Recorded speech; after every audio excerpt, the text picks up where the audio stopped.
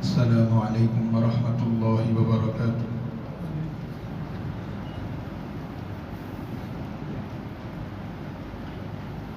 الحمد للہ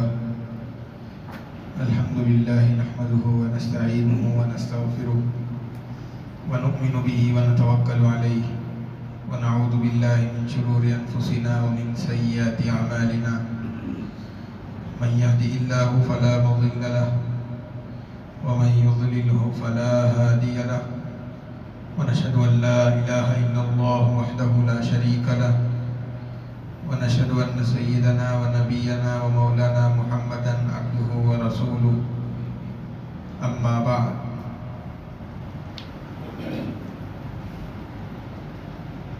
قال النبي صلى الله عليه وسلم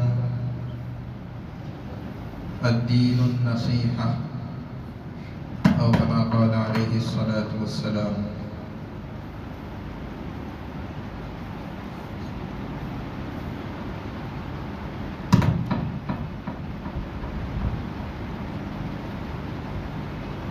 معزز سامعین اکرام، جس طریقے سے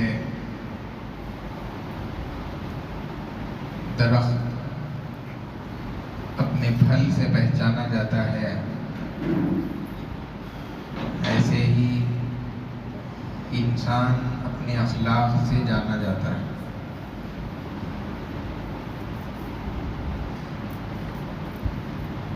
جس درخت کا پھل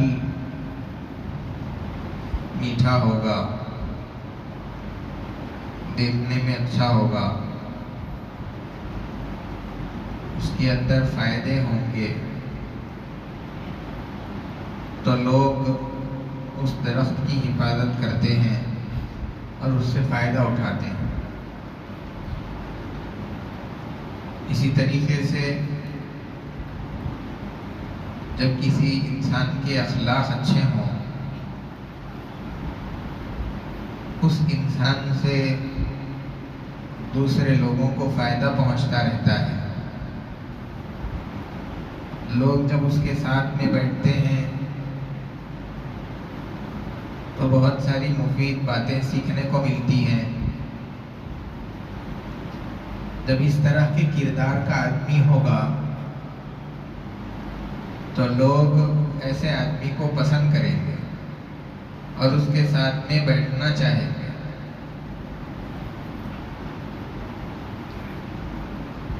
اسی لیے آدمی کے اخلاق بہتر ہونا چاہیے اور عمدہ ہونا چاہیے۔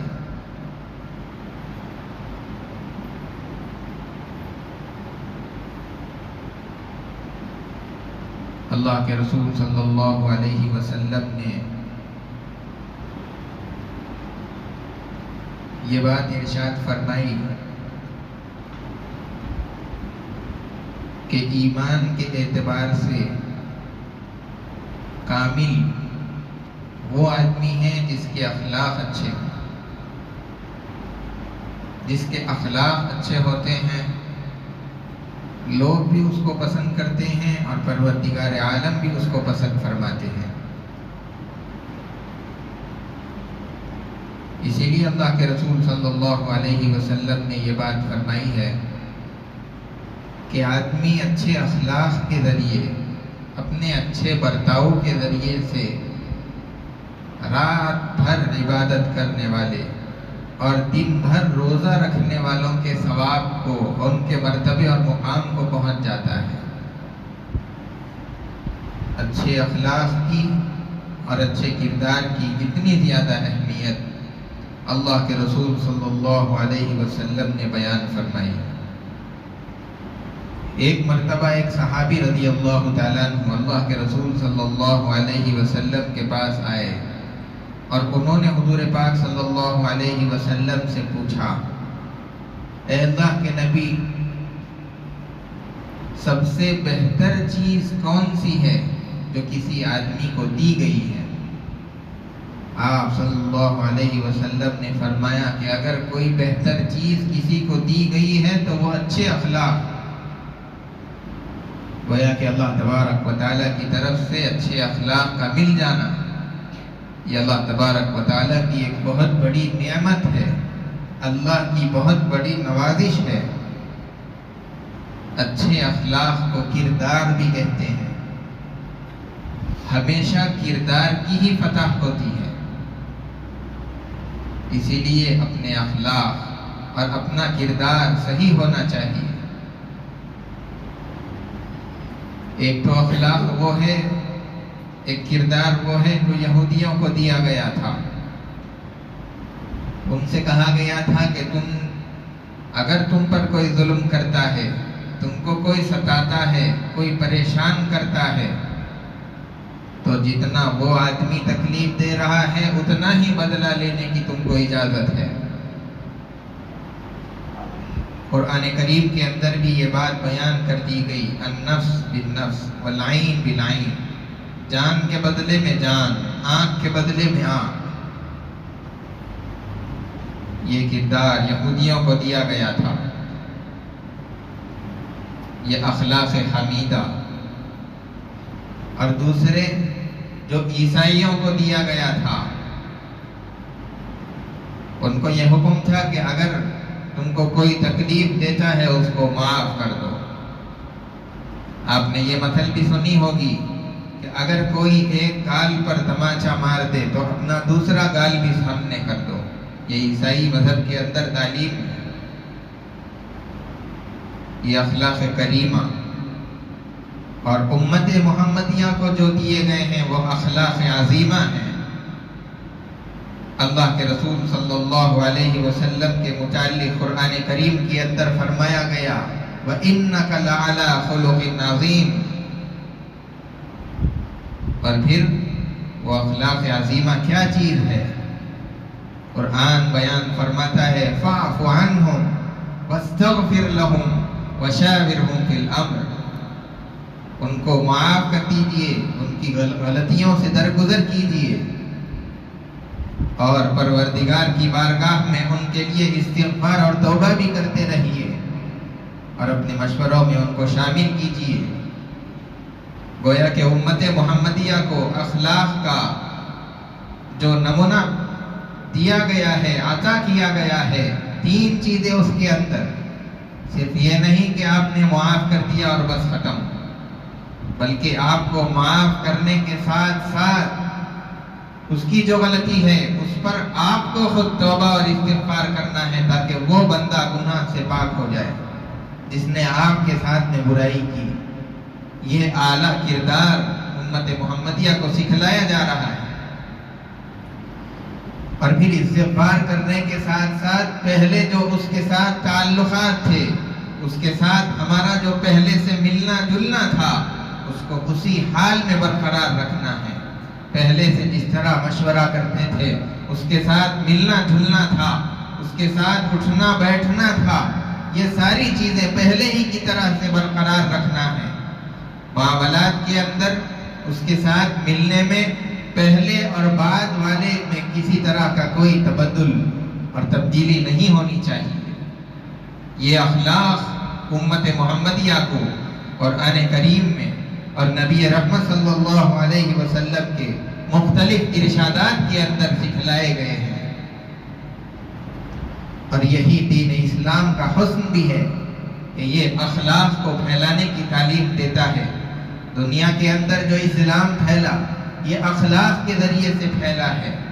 صحابہ کرام کے اخلاق، ان کے عادتیں، ان کے معاملات، یہ ساری چیزوں کو دیکھ کر کے صحابہ کے زمانے میں جو غیر مسلم مشرکین اور کفار تھے، وہ لوگ اسلام کے دائرے میں آتے تھے اور مسلمان ہو جایا کرتے تھے۔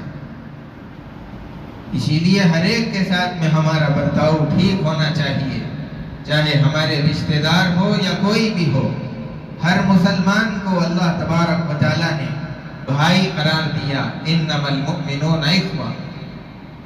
ہر مسلمان آپس میں ایک دوسرے کے بھائی، اور اللہ کے رسول صلی اللہ علیہ وسلم نے بھی مختلف ارشادات کے اندر مسلمانوں کو آپس میں ایک دوسرے کے بھائی بتلایا ہے۔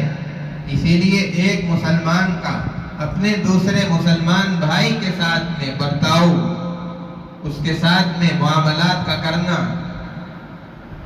اپنا کردار اس کے ساتھ میں ٹھیک ہونا چاہیے۔ یہ چیزیں ایک مسلمان کو اپنی زندگی کے اندر درست کرنی چاہیے، اس لیے کہ یہی بھائی ہیں جو دنیا کے اندر کام آتے ہیں، یہی بھائی ہیں جو آخرت کے اندر آدمی کو یاد آئیں گے۔ حضرت موسیٰ علیہ السلام جب نبوت سے ان کو نواز دیا گیا، سرفراز کیا گیا، اللہ تبارک و تعالیٰ نے کہا کہ آپ فرعون کے دربار میں جائیے، فرعون کو دین کی، اللہ کی دعوت دیجیے، اس مذہب کی طرف بلائیے، اللہ کی طرف اس کو بلائیے۔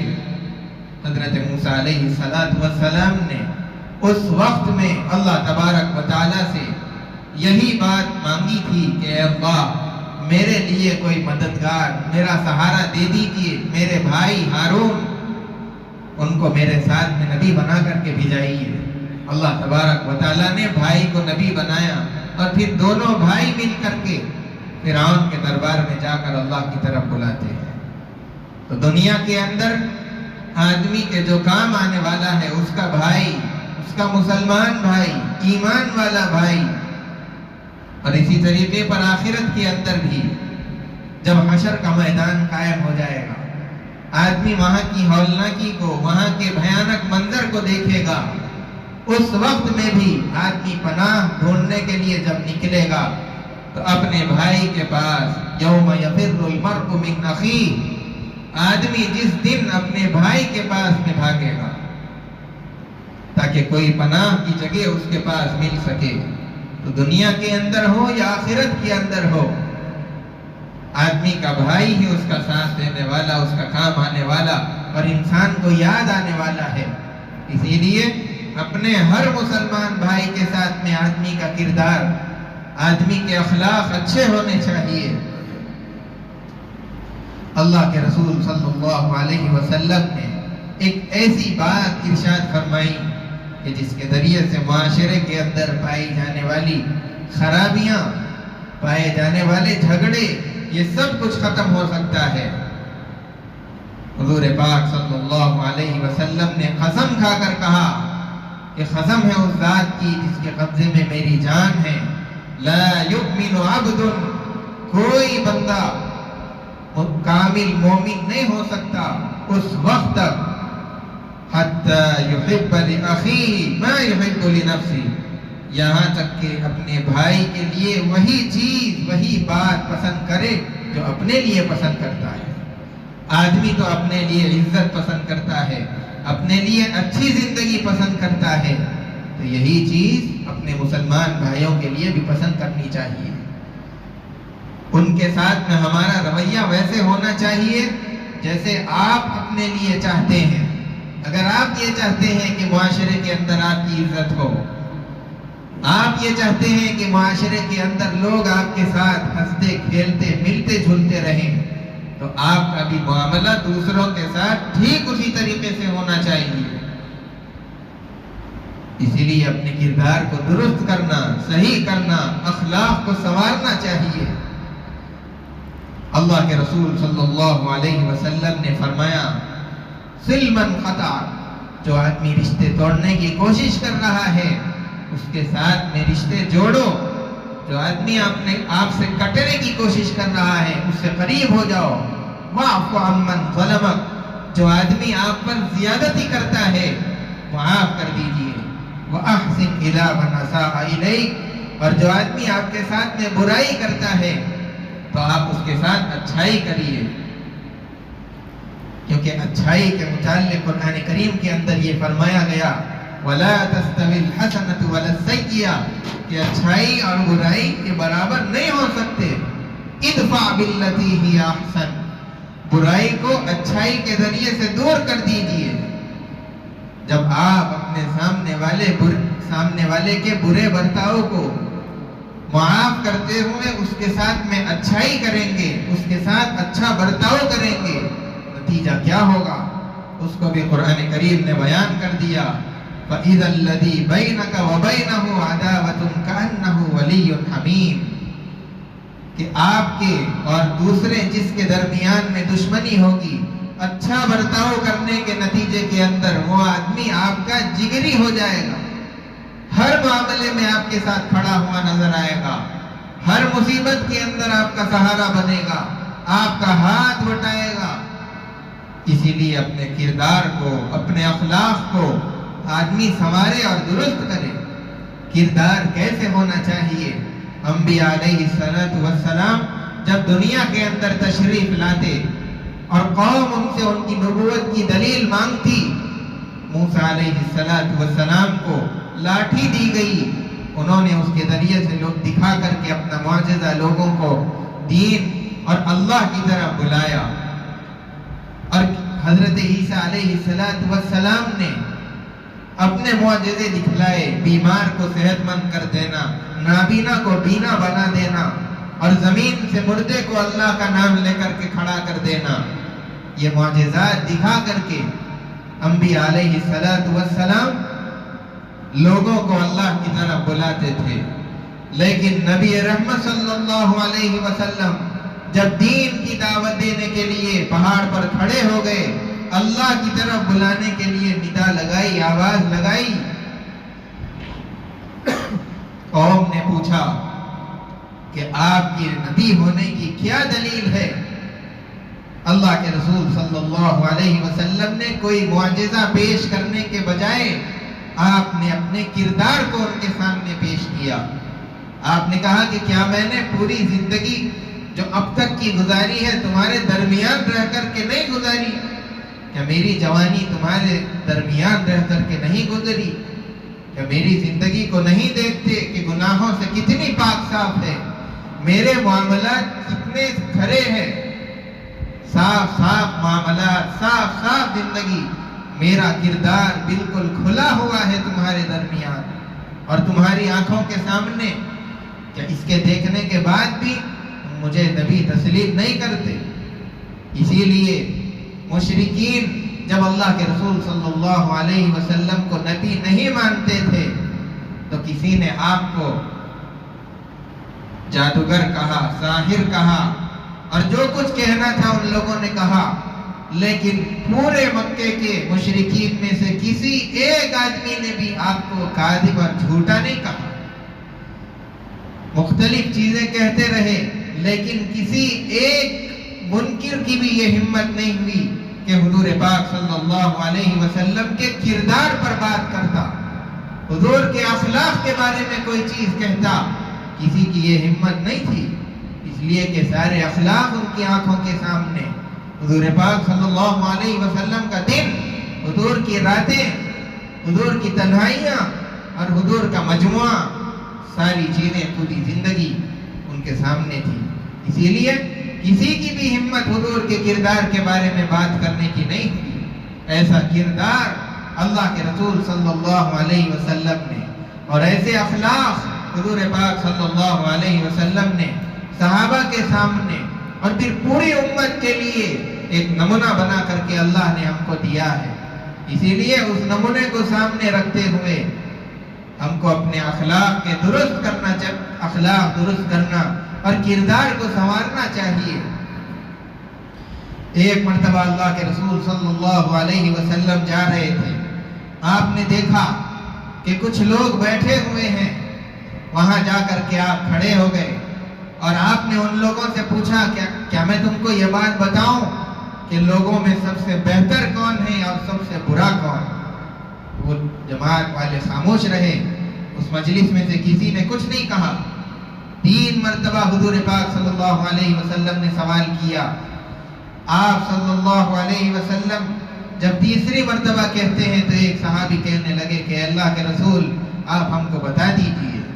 حضور پاک صلی اللہ علیہ وسلم نے فرمایا کہ بہترین آدمی وہ ہے جس کے خیر کی امید اور جس کے ساتھ میں بھلائی کی امید لوگ لگائے رہتے ہیں اور جس کے شر سے لوگ محفوظ رہتے ہیں، اور بدترین آدمی وہ ہے جس سے بھلائی کی کوئی امید نہیں ہے اور اس کے شر سے لوگ خوف کھاتے رہتے ہیں۔